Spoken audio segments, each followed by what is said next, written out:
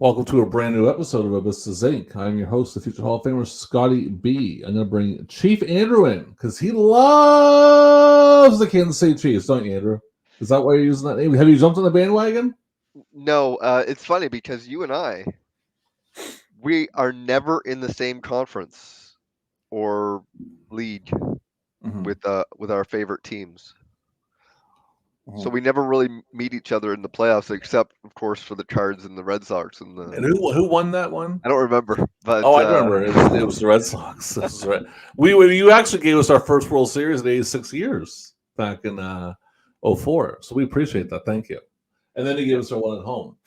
So we have a business inc today. We have gone overseas. Before we get into that, first off, R.I.P. Virgil and Oli. passed. Well, we already talked about the last That's one. true. Passed away this morning. Virgil. Does anyone know it was the cancer he had? I think. I, I think so. Like he announced it. I would say almost a year ago. I may be wrong with the timing on one of the social media things and Tell the something. story that you told me this afternoon about the guy that was set up table next to him. Remember you told me the story? Oh yeah, this guy tweeted out that he was working a convention with Virgil or Mike Jones at a table right beside him, and he said for 6 hours straight, this guy did not stop hustling. Every person that walked by, he was trying to get them to buy an 8x10, and the guy telling the story, he was exhausted, and he asked Virgil for an aspirin, and he goes, "I don't do drugs." And that's But no, Virgil, man. Listen, being a kid, like when he was a heel with DiBiase, I was really he was really good. He took that crazy bump at Mania 4 where they threw him over everybody and he hit them fucking steps, and I'm pretty sure that didn't feel too good. But no, good as a heel, babyface. I mean, I think when he first turned was with Piper, he was really hot babyface. But after SummerSlam 91, he just cooled right off. I was just gonna say, there's only Hogan and DiBiase left between the Mega Powers and the Mega Bucks, including managers and seconds and stuff. But I mean, it's tough. Like, do you count Jesse in there? No, Jesse was a ref. I wouldn't count him in there. Well, I mean, sometimes you gotta count the ref. The ref's a very important part of the match, especially if it's a special ref. Well, I guess Jesse goes in. But anyway, so this here, Tom Zink, let's grab it here. Tom Zink, Doug Furnas, and I have Danny Kroffat. It's not Danny Kroffat, is it? Dan Kroffat was Dan his Kroffat. All Japan name. I actually saw him in St. John working Grand Prix as Phil LaFleur. Okay. It's Tenryu, Fuyuki, and Kawada from March 25th, 1989. So we'll get into the match here in a few minutes. We're going to do what we always do. We're going to get into the champions of this day. Okay. Or actually, no, we're going to talk about what Andrew's doing this day. Let's have a chat about that, and All then right. we'll talk what I'm doing, and then we'll go from there. What day is this? March 25th, 1989. Right, but What day? what day of the week? Give me a second here. I think it's I wouldn't know because it's Japan. So, what day? Hold on a second. It was March Now, we 20th. going by the date that it was taped or the date that it aired? Whatever was on YouTube. Hmm, It was a Saturday. okay. And that's in March? Mm-hmm. Um, March 25th, 89.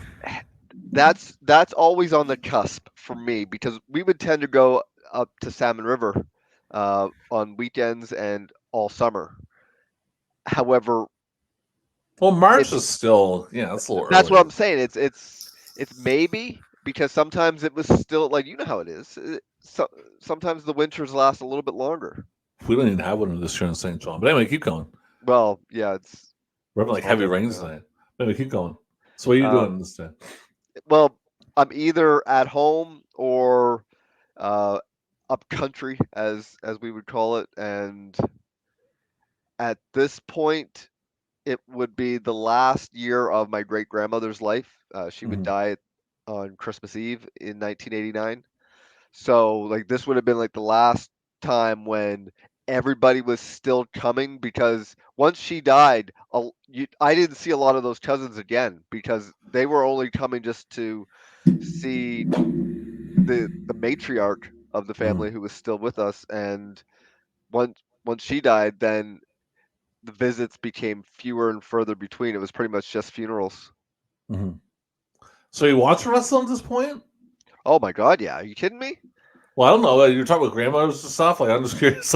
Like, Well, you were asking what I would be doing at yeah, this time, yeah. so it's just like I don't know it because of the weather.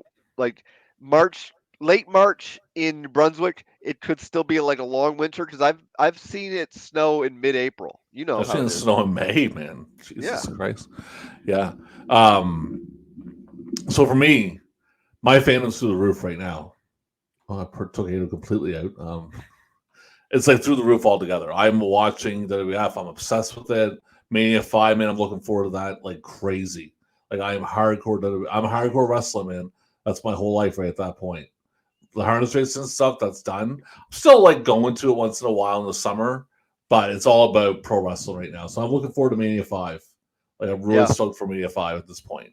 Um, and speaking of Mania 5 and the WWF, who was the WWF champion at this point? I'm gonna say Macho Man Randy Savage. Yeah, Randy Savage it is. He looks a little crazy in that picture. Wasn't acting too much. Who was the IC champion? Ultimate Warrior. It was the Ultimate Warrior. Looks a little crazy in that picture. Tag team champions. Demolition. Demolition is correct. Women's champion. Rockton Robin. That is also correct.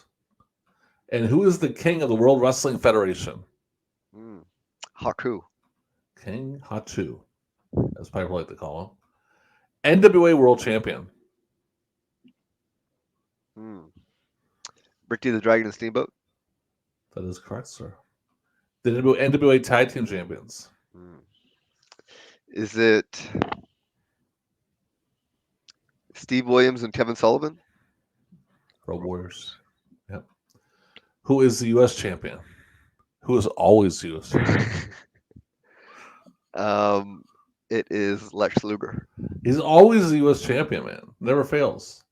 Who is the United States Tag Team Champions?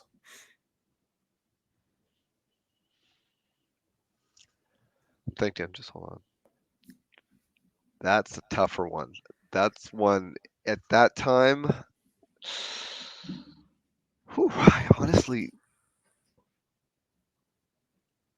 I'm just gonna throw it out there. Midnight Express. Rick Steiner and Eddie Gilbert. Uh, TV champion.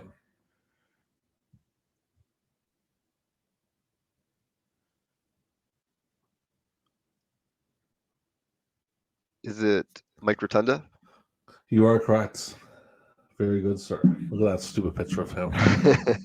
That's a little picture. No birthdays this day. Check the birthdays. We had no birthdays. So we're gonna hop into the match. As I told the match. Now I'm just gonna bring up as we did the last show. A little slide, just about a minute long, nothing too crazy. First off, for me, I love that All Japan ring. I put that in my notes. I'm a big fan of that All Japan ring. Me as well. Did you see the half leapfrog? The fucked up leapfrog they did? There was a couple of mistimed spots, but were you aware of the Montreal connection between a lot of these gentlemen? Well, I know for Kroffat and Fournette, or I can't pronounce that. At the tag team, I know they were from Montreal. No, not Zenk was in Furnas. Montreal. Not Furnas. Furnas was he was a Tennessee guy. He came out of Continental and Okay. Alabama, that area, and they just gelled he and Kroffat. But Zenk worked Montreal, and that's where Kawada did his excursion. Okay. And I remember back in the day reading Zink's website, and he had some funny stories about everything. He was just an entertaining guy. I should just listen to him and read his stuff. Like I'm a Zink fan as far as his personality is concerned, and he it was it was just so neat to see him talking about Kawada, for example, and He was to see them working okay. together was great. He was jacked in this match, man. Zenk. He was fucking jacked. Like, wow. And He was Furnas's lifting weights. thighs. Yeah, Furnas's thighs were like, I'm telling you, man. It's like I always remember a quote from Stan Hansen. He said, "Biceps are for kissing, but legs keep you going." And Furnas's legs were massive.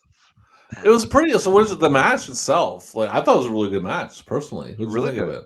I think Yeah, it may be the best one that we've seen so far yeah, because it's so hard to fuck up the 6-man formula because yeah. nothing gets boring because there's always new combinations. One was I forget who it was. It was in the ring. It was either Furnas or fought. Had him in a bear hug, and the way they did the camera angle, where Zane just drop kicked him, Mm. like it was really good. I'm trying to think. I watched it hours ago. Why don't you break down a bit more of it? Fuyuki didn't really make an impression to me at all. Like I Mm. watched that match and like he was fine. He didn't blow anything, but Well, he also Tenryu, go ahead. well, I'm just saying like out of all the people in the match, he was the one that I had the least amount of an impression of his stuff based on this one match. Like I've seen a lot other Fuyuki, but in this particular match, he was by far and away the sixth man. Mm-hmm. Um, Kawada, it's so funny seeing him in his infancy, Yeah, the Footloose era, because he's still he's a baby. finding his way. Um, but Tenryu was he's the leader of this whole match, yeah, obviously. Like, I'm trying to think of some of those. Yeah, that dropkick's really good. Oh god, I can't remember. Like, I found Fournette and Cross or Furnace and I can't. Anyway, you know what I'm talking about. They were a little green. You could tell they were a little green in this match. Like they were fucking up spots a little bit.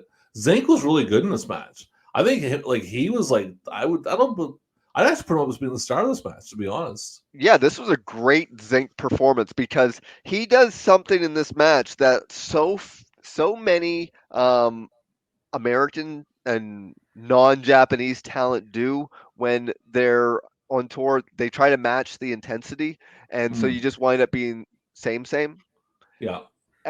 He was actually selling, and Mm. he was reacting. A lot of times it was it overselling? Was he doing too much of the thing? But I mean, you understand. You gotta like the person in the very last row has to see that doings are transpiring in the match.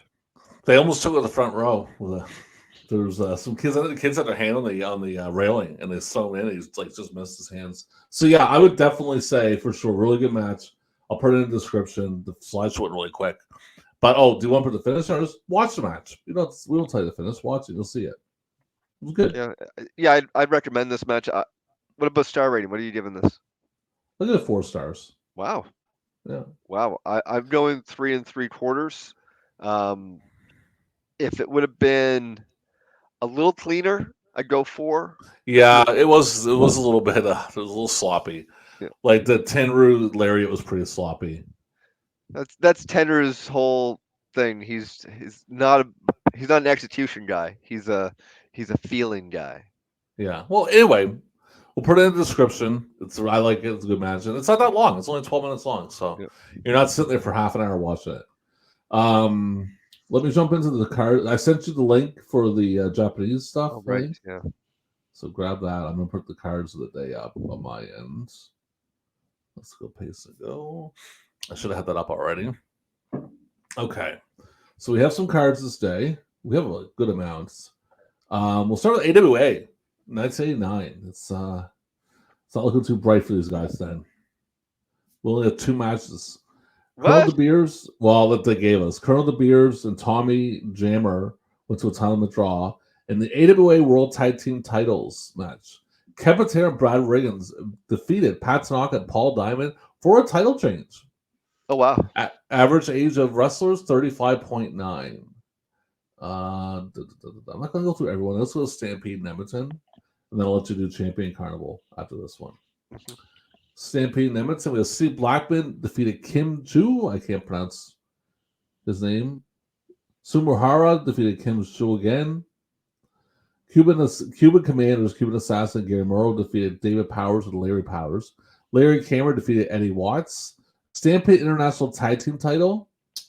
Corrosive Vice, Maka Singh and Vaga Singh defeated Chris Benoit and Len Crazy Blood. Harley Race. Do you know who Volta Singh is? I think you told me before. Who was it again? That's Jerry Albright. Okay. Harley Race defeated Beef Wellington. Johnny Smith defeated Brian Pillman. In the main event, Stampede North American Heavyweight title, David Boy Smith defeated Don the Rock Baracco. Age of wrestlers 30.8. Go with the champion card, Blander. All right, so this was held at the Civic Coliseum in Kumagaya, Japan. Opening match, we've got Mitsuo Momoto defeated Tsuyoshi Kikuchi. Isayo Takagi defeated Isamu Teranashi. Masanobu Fuchi defeated Kenta Kobashi in 12 minutes and 40 seconds. That's the one of only 2 matches that are given time. Oh, sorry, 3. John Tenta defeated Goro Surumi. Akira Tawi and Great Kabuki defeated Haruka Aigen and Motoshi Okuma. Now, these matches that I'm saying right now, starting there, are Champions Carnival matches, which is the All Japan, I believe. No, wait, Champions Carnival is the singles one. Singles one. Yeah. Have these all been in the Champions Carnival? Anyway, so then we have Giant Baba and Rusher Kimura defeated Abdullah the Butcher and Pete Roberts by disqualification. Dusty Rhodes Jr. and Joel Deaton defeated Shinji Nakano and Shunji Takano. Genichiro Tenryu, Samson Fuyuki, and Toshiaki Kawada defeated Dan Kroffat, Doug Furnas, and Tom Zenk in 14 minutes. And the main event was for the All Japan World Tag Team titles. Jumbo Shruda and Yoshiaki Yatsu defeated Stan Hansen and Terry Gordy by countout in 18 minutes. Fucking counts and stuff back then. They were doing like crazy. It was a given. All right, so WCW had a show this day in Charleston, West Virginia. Eddie Gilbert defeated Bob Bradley. The Iron Sheik defeated Steve Casey. The Great Muta defeated Rip Rogers. NWA World Television Title match. Mike Rotunda defeated Rick Steiner. Sting defeated Butch Reed. In the World Tag Team Title match, Varsity Club and Road Warriors went to a double countout. In the main events for the U.S. Heavyweight Title, Lex Luger defeated Ric Flair in 20 minutes. We also have WWF in Buffalo, New York.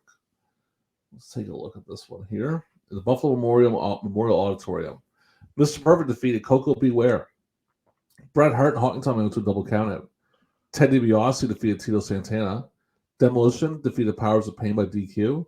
Big John Studd defeated Akeem. Oh my god. In the main event, Hulk Hogan defeated the Big Boss Man in a steel cage match. Average age of 33 years old. And last, WWF in San Antonio.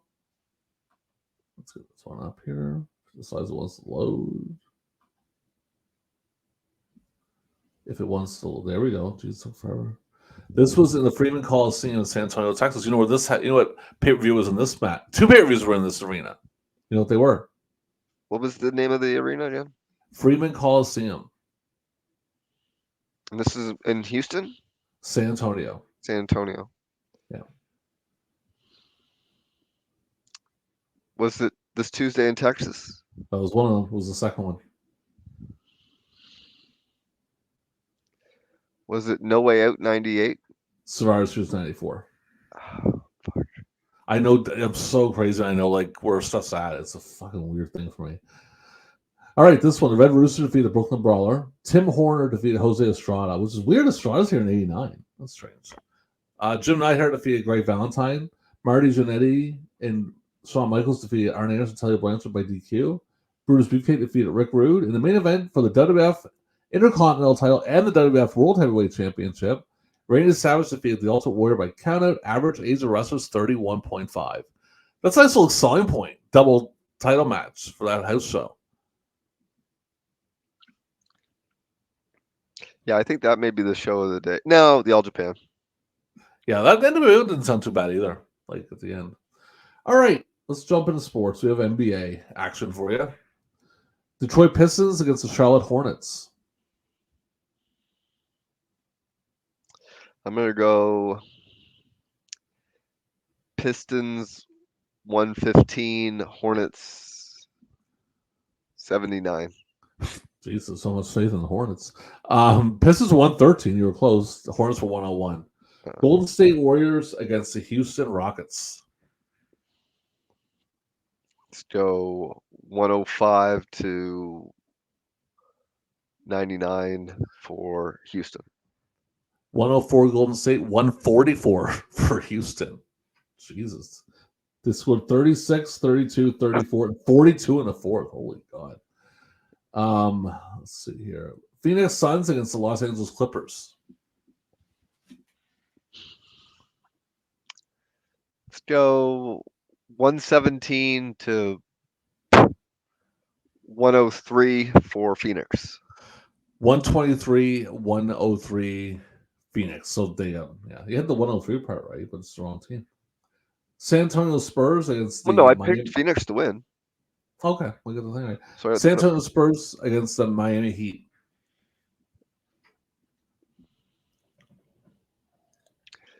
I'm going to say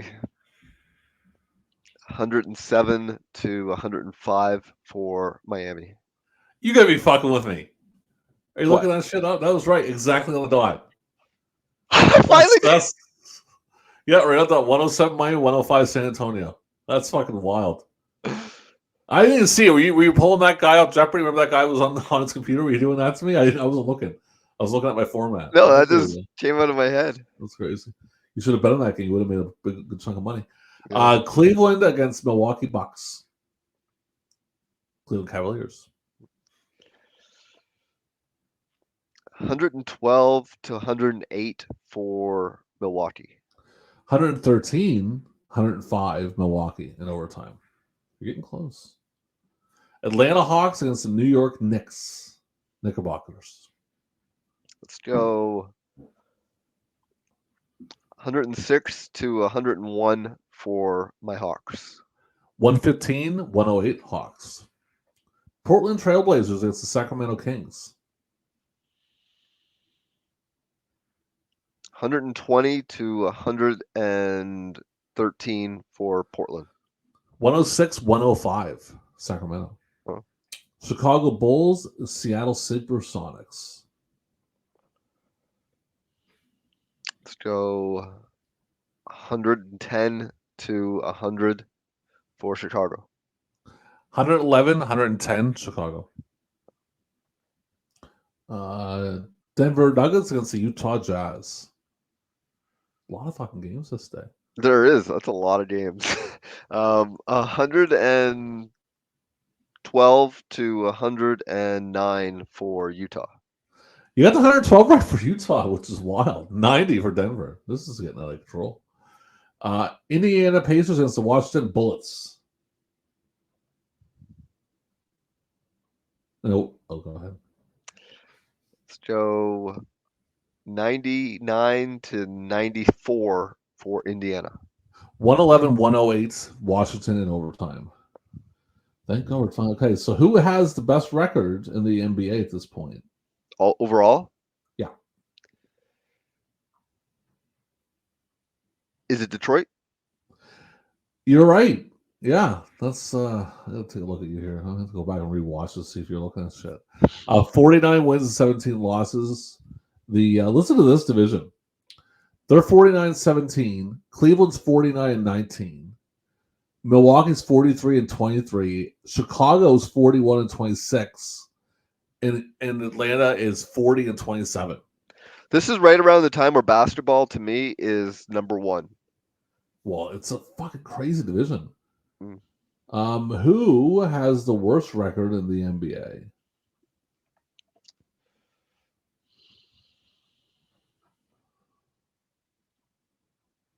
Is it Miami? It is Miami, 12-55 because they're expansion. So, all right, let's get out of that and jump into the favorite, everyone's favorite, the NHL. Chicago Blackhawks against the Boston Bruins. Your favorite squadron. I'm going to say 4-2 Boston.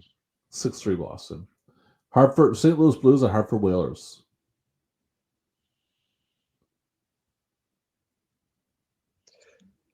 4-1 Hartford. 4-0 Hartford. And Edmonton Oilers with the LA Kings. 6-5 LA. 4-2 LA. Oh, sorry about that. Minnesota North Stars at the Montreal Canadiens. 2-0 Montreal. 1-1 tie. New York Rangers at the Philadelphia Flyers.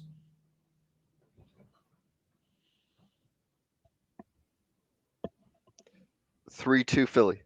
6-1 Philly. New Jersey Devils at the Pittsburgh Penguins. 5-1 Pittsburgh. 5-4 Pittsburgh. Buffalo Sabres at the Quebec Nordiques. 3-1 Buffalo. 4-1 Quebec. And last, the Detroit Red Wings at the Toronto Maple Leafs. 5-2 Detroit. 6-5 Toronto. Who is the best team? Holy sweet shit. That's crazy. Who's the best team in hockey at this point?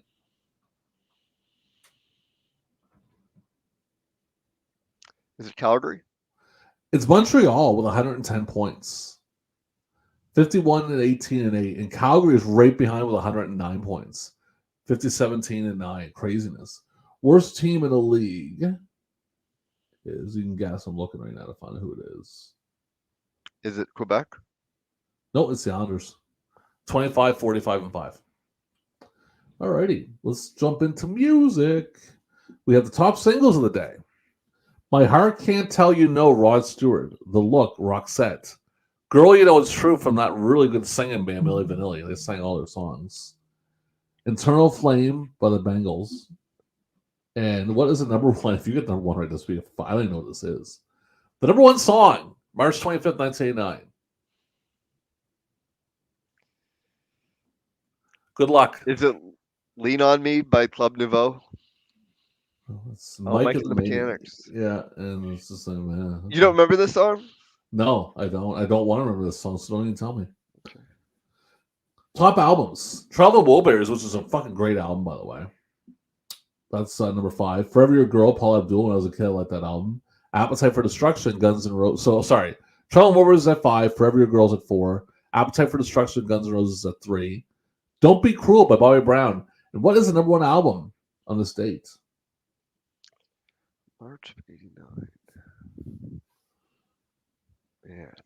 I'm going to go with... Had the Batman soundtrack been released yet? No, Batman wasn't even there yet. Batman came out later that year. I know. I just thought it may have been like quite early, but no, you're right. I'm going to say Phil Collins. Debbie Gibson, Electric Youth. My sister used to love her. I just never didn't really care for her. Top movies. Dead Bang, number 5. Lean on Me, number 4. Rayman, number 3. The Rescuers, number 2. And what is the number 1 movie of this date, Andrew?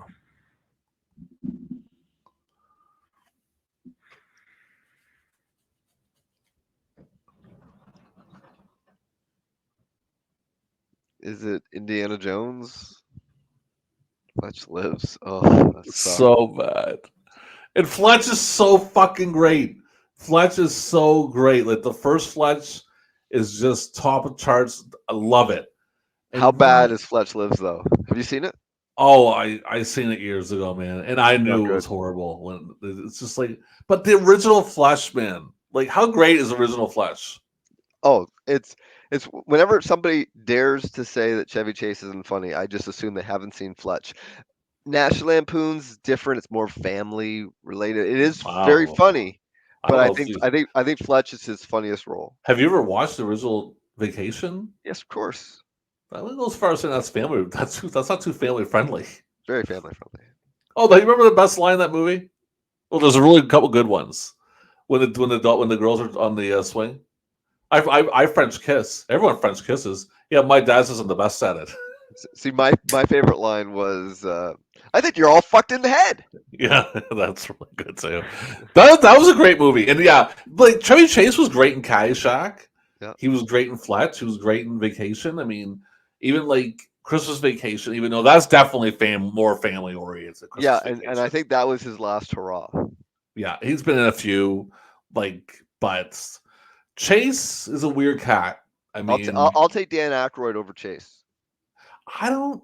Yeah, I like Aykroyd's. just because post prime Hmm. way more palpable than Chevy Chase's. Like everything after National Lampoon's Christmas Vacation to me is a total miss. Like I like Funny Farm, but I think that came before. Did you ever see him on Larry Sanders? Chevy Chase and Larry Sanders? Maybe. He plays himself and he's like, "Can I come on? Yeah, come on down to the studio. We'll find a way to get you on." And they keep bumping him, and they're like, "Why is Chevy Chase here?" And he's like in the back, and people are. He's kind of making fun of the fact people don't like him, right? So, but he's different kind of guy. I seen an interview with him. I think it was him and Richard Pryor were on one of them talk shows, and Pryor was getting really pissed at him because he was Oh, just that was being. on that Saturday Night Live skit. No, I know that there was that famous Saturday Night Live skit, but there was another one they were on. It might have been Carson or something, and Chase was just being an asshole the whole time, like being a real piece of shit. So, but anyway, let's jump into TV and we'll finish her up. So we do have ratings this time. Hallelujah. Top rated. I'll just tell you some of the shows that were on this night. Worst first for ratings: Men, West 57th, Hunter, Beyond Tomorrow, Empty Nest, TV 101, Cops, A Man Called Hawk, The Golden Girls, The Reporters, Impossible, Bugs Bunny Special, and what was with a full share. See, this is the thing. I'm going to tell you, like, this is ratings. I have ratings in front of me. Okay.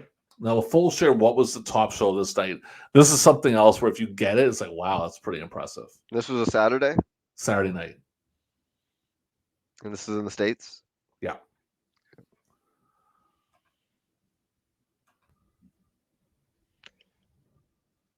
There's got to have been like a Notre Dame football game or something. No, there's no college football. It's March. Oh, right.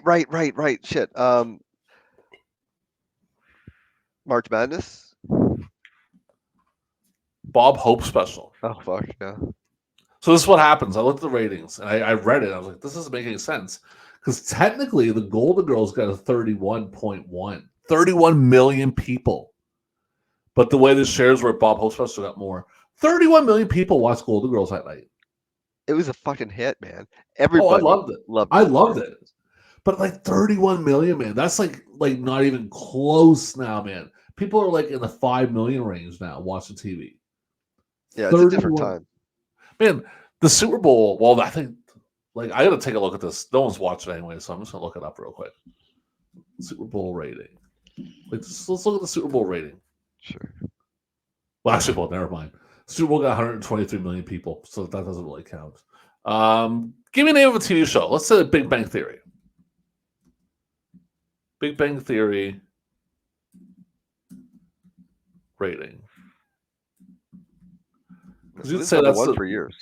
Yeah. Oh, TV rating. Hold on a second here.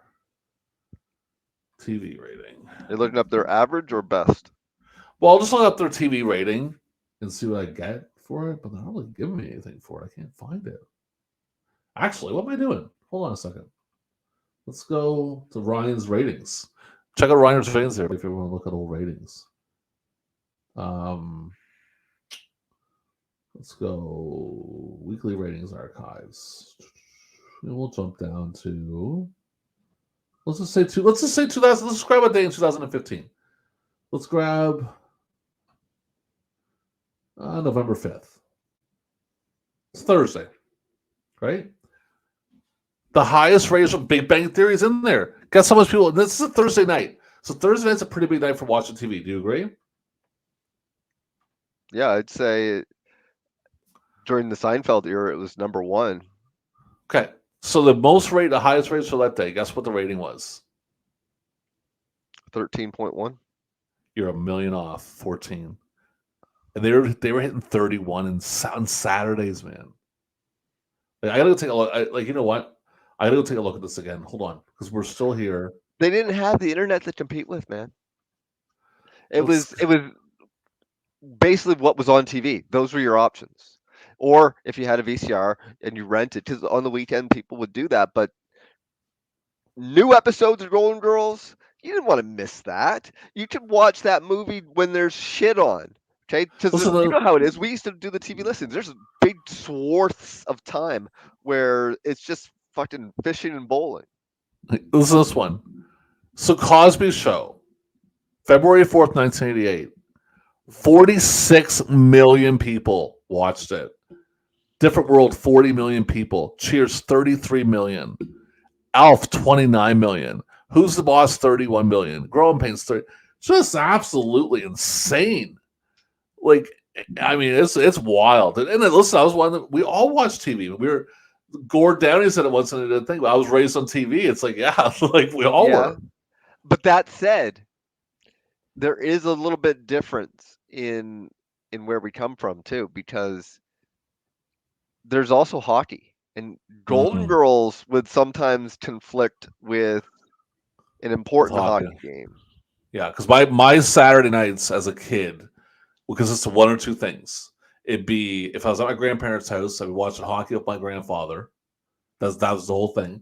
And I remember vividly, Saturday nights, man, the games were we just went through a Saturday night of hockey. So we would sit there and watch all the games, and then if I was home with my mother and my sister, we'd be watching like the TV shows, like Golden Girls and stuff. And then we'd tie in Saturday's main event because then we get the promo, and I'd lose my mind, like, oh, I want to watch it. And they're like, oh yeah, you watch it. And then I'd be dead by 11. They're like, fuck, I can't watch it. But it's just wild, like the ratings of man, like 46 million people watched Cosby's Show mid-February on a Thursday night. But you can't. But the thing is, you can't go back to PVRing like we did. Like you can't PVR it. You can tape it, I guess, on a tape. Like, were you a fan of Cheers? Yeah, I like Cheers. I liked Night Court a little bit more. So my thing with Cheers was I was a huge Cheers fan as a kid. Loved it. And the last episode was in May of 93. And I still remember vividly. I came home from school. I was in middle school. Gonna watch Cheers. I'm super pumped. And this is before and all of a sudden I got this flu came over me that was like deadly flu. The next thing you know, missed the whole show. The whole last episode. I woke up at the end where Sam was saying we're closed. I was like, what the hell? I missed the whole thing. Thankfully, my aunt PVR'd it, or done PVR, what I'm saying. She taped it and brought me over the tape a couple days later. But she didn't TiVo it? No, she didn't TiVo it. No. TiVo it. Yeah, she TiVo'd it. She had Tim Tebow come over and record it for her in her house. I said TiVo. And he was like, at the time, he probably wasn't even born yet. Your TV's going all funky back there, buddy. That's just what's on the YouTube. So anyway, that was Mrs. Zenk from March 25th, 1989. Definitely, I'll link that match in the description. Take a look at it. Don't forget to subscribe, hit that like button, comment, because I know we're 38 minutes in. You're all still watching. You're just like, please don't go. They're saying it. They're saying, please don't go, Andrew. Like, they're you know how they do the chants when someone's retiring? Well, they're all chant. As soon as it starts, like as soon as they hear Tom Zenk's theme, they always go, "You still got it." Yeah, they're chanting, please don't go right now. We're like, well, we have to because we have nothing else to talk about. Actually, me and you can sit on the air for hours and talk wrestling, but we won't do that yet. Yeah. But anyway. You should probably cut all this. No, I won't cut this. This is all cuttable. I have something to talk to you about. So give me a call when this is over. Yeah. Okay, well, that's great to know. So another business thing is coming later this week with the Sting episode. So we'll see you then, and thank you, and take care.